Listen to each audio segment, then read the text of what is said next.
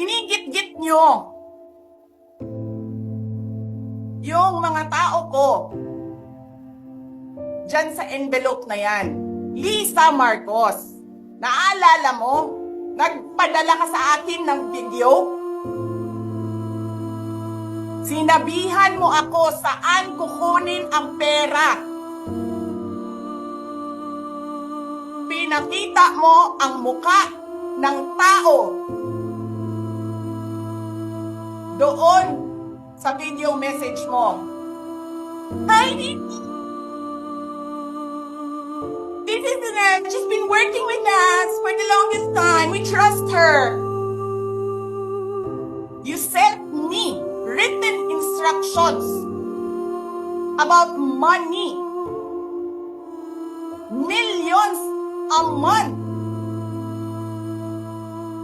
Anong nakalagay doon sa envelope? DepEd. Anong ginawa ko? Binigay ko sa DepEd. Utak na mukha.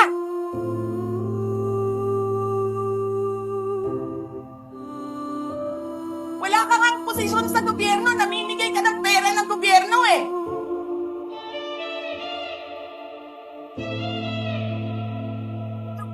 Sirahin mo yung tangal ng kasama ko sa office of the Vice President.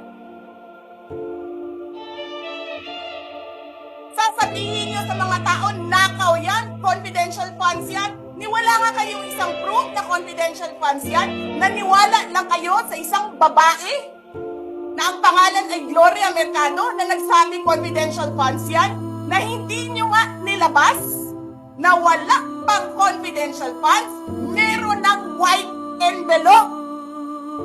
Kasi 2022 pa lang, ang ina mo ka, may utos na ng pera sa DepEd. Tapos kami yung nagsisinungaling. Nagpipigil ako eh. Kasi gusto ko lang magtrabaho. Gusto ko lang tapusin nyo na yung show ninyo dyan sa House of Representatives para makabalik na kami sa trabaho namin.